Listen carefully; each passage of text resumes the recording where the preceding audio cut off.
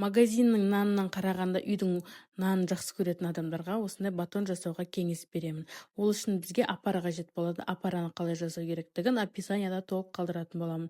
Кейін бірінші сұрып ұнымыздың үстінен тұзымызды қосамыз, жәнегі апарамызды қосамыз да қамырды илейміз. Қамырымыздың басы бірге бастаған кезде сұйық майымызды қосып, жұп-жұмсақ қамыр илейміз. Кейін ашыған қамырымызды теңдей 6 бөлікке бөлеміз. Ол 300 граммнан немесе одан сәл 15-20 граммға көп болуы мүмкін.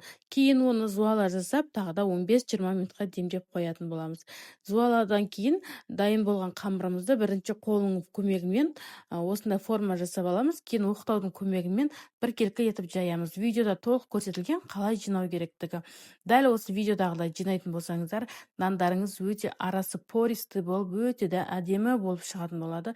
Ешқандай да көтерілмей қалмайды. Кейін жасап қойған формамыздың екі шетін жақсылап қысып, листімізге саламыз да тағы да 45-50 минут көлемінде қойып қоямыз. Ол жақсылап көтерілу керек.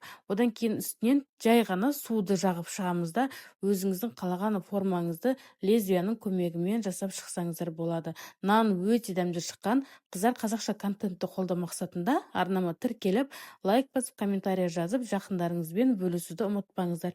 Барлықтарыңызға рахмет. Келесі кездескенше аман сау болыңыздар. Сіздермен бірге болған Баян.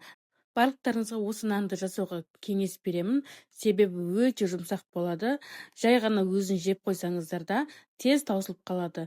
Аман сау болыңыздар.